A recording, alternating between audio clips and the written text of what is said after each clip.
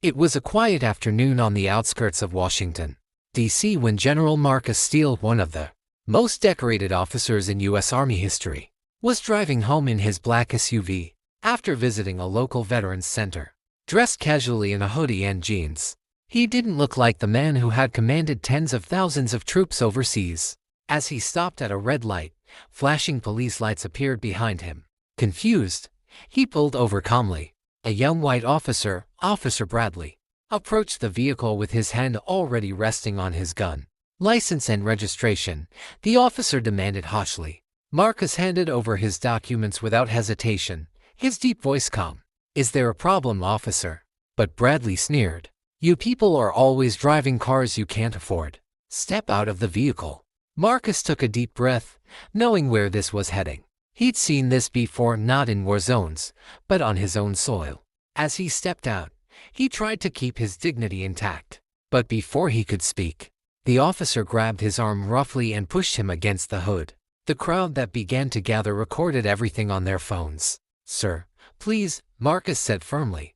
"I am Major General Marcus Steele, United States Army." The officer laughed mockingly. "You're right. And I'm the president." Within moments, Marcus was handcuffed, sitting on the curb while his military ID lay ignored in the officer's hand. The veteran's eyes filled with quiet fury, but he didn't raise his voice. At the station, another officer recognized him immediately. "Oh my God, that's General Steele." The room fell silent. The chief rushed in, panic flooding his face. "Get those cuffs off him now." But Marcus stayed composed, his voice low but commanding. "No need," he said. "I'll make a call." He pulled out his phone and dialed.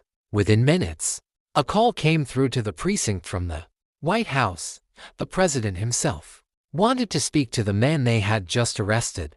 By the time the officers returned, their faces were pale. The young cop who'd mocked him earlier couldn't meet his eyes. "Sir, I didn't know." Marcus looked at him for a long moment and said quietly, "That's the problem. You never cared to know." Later that evening, the video went viral across the nation, a reminder that even heroes in uniform were not safe from prejudice. But as General Steele stood before the press, he said, "I won't let anger divide us. I'll fight not just for freedom abroad, but for justice at home." The country listened, and this time, they couldn't look away.